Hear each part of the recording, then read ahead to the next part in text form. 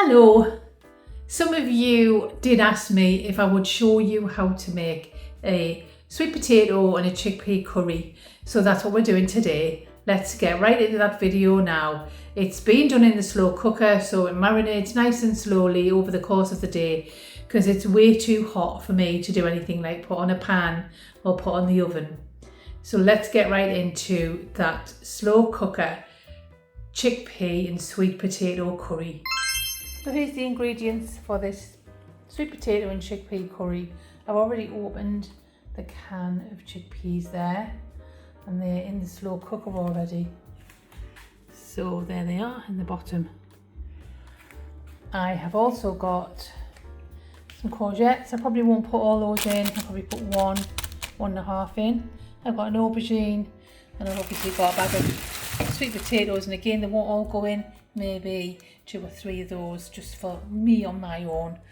I'm going to pop in an apple and an onion, that's sprouting, look at that, needs using, and a banana will go in towards the end, and a couple of cloves of garlic.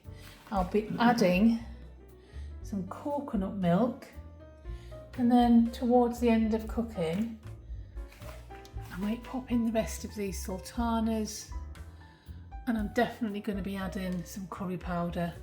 I've got some curry powders in there, and then later on I'll also be adding a spoonful of peanut butter and a spoonful of honey to give it a little bit of a sweetness and a thicken.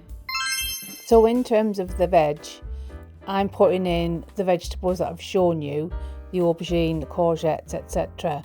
But you can actually put in what you enjoy. So I've added courgettes, I've added aubergines, I've added an onion. I think the onions are pretty essential for this dish, as is the garlic. I like to add an apple because it gives it a little bit of sweetness.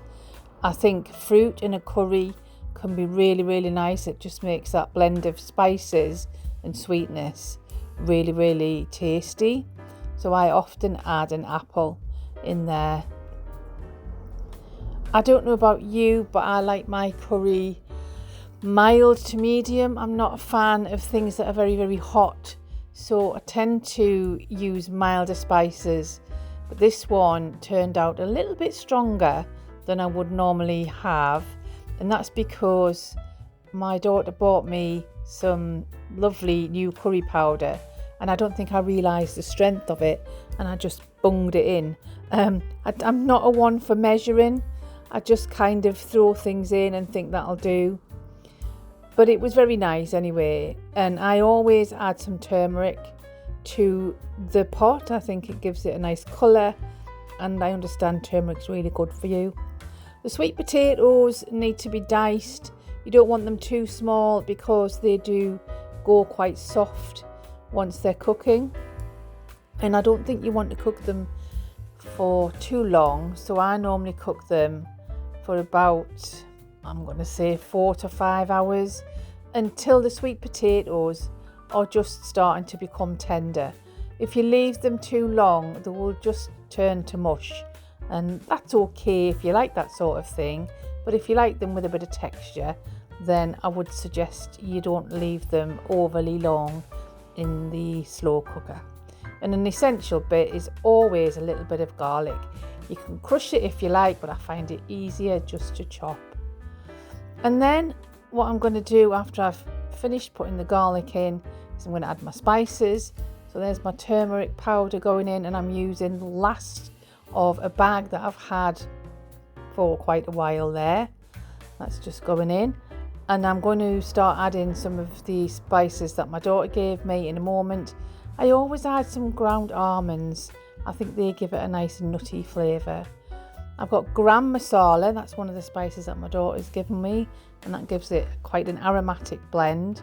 And then I've got some curry masala that she bought me. Look at, I'm just throwing it in, and I've probably put way too much in, but it was really nice.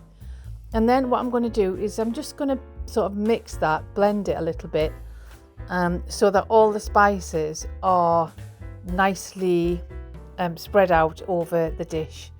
I sometimes add some ground ginger at this stage, but I haven't got any in the house. It doesn't matter if you don't have it, but it just gives it a little bit more depth and heat if you really like that sort of thing.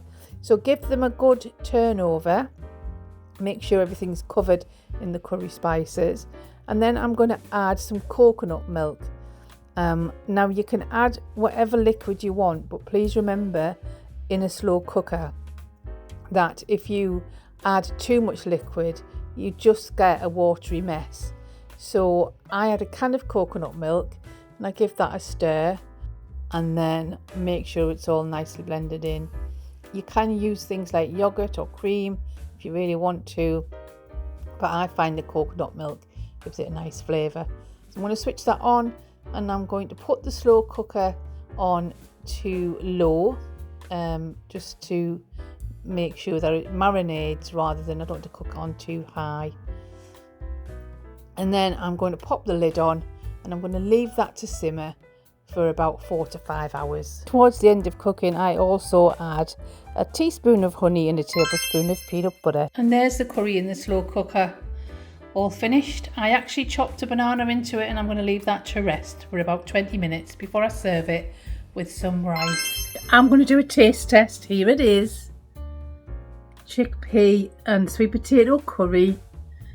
I'm sat down in my living room. I'm tired after a really long day.